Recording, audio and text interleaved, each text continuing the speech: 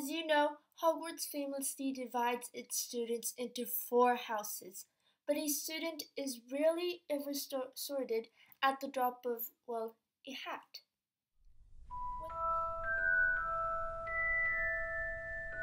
Whenever the sorting hat sorts a brand new, terrified, and quivering Hogwarts student, it usually bases its decision on a number of traits seen inside that person's head.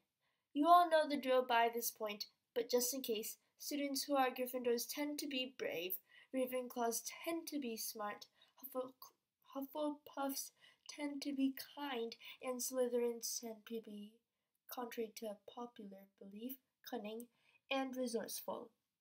But it's not necessarily that black and white. Some Hogwarts students seem to lean towards other houses. Certain Hogwarts students we meet seem immediately perfect for their house. Can you imagine Draco Malfoy and Hufflepuff? Exactly. There'd be chaos. But then there are people like Hermione, as brave as she is smart, who must have been picked for Gryffindor over Ravenclaw on the knife's edge.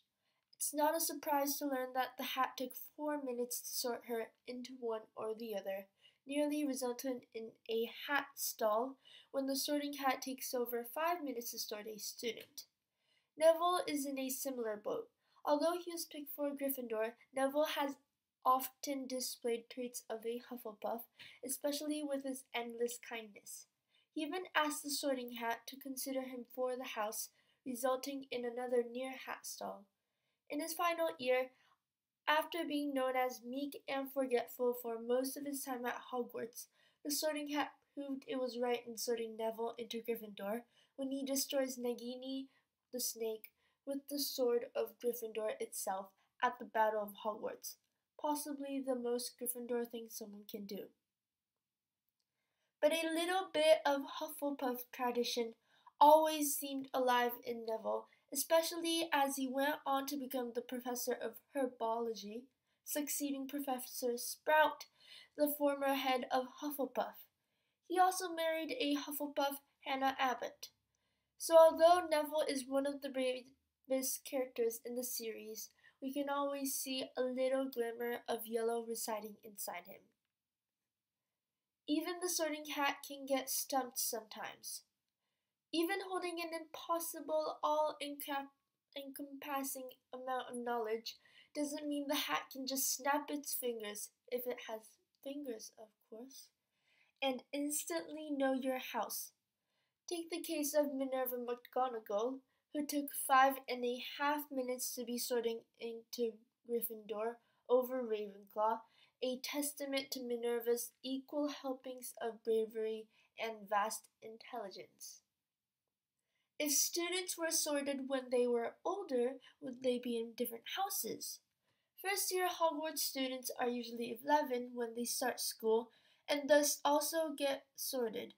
But Peter Pettigrew, who wasn't exactly an example of noble valor, was sorted into Gryffindor.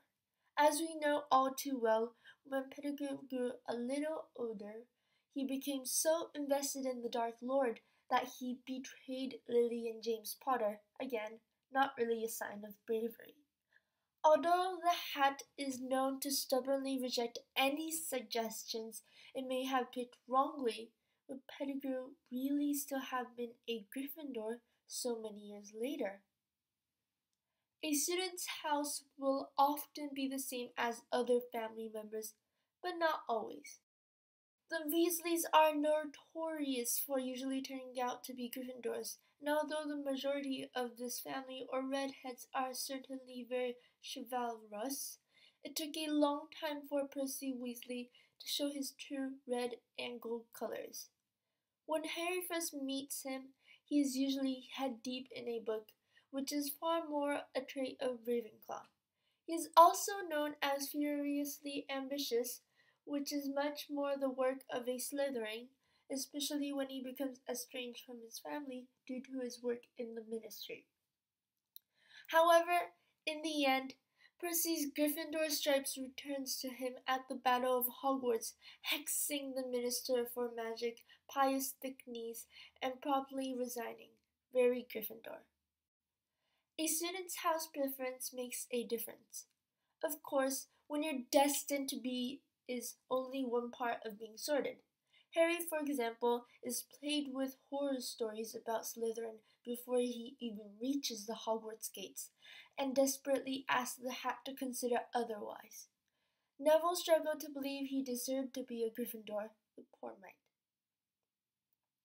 Eventually, the Hat takes into account Harry's suggestions, which Harry will later go on to tell his son, Albus Severus Potter. It goes to show that Dumbledore was right.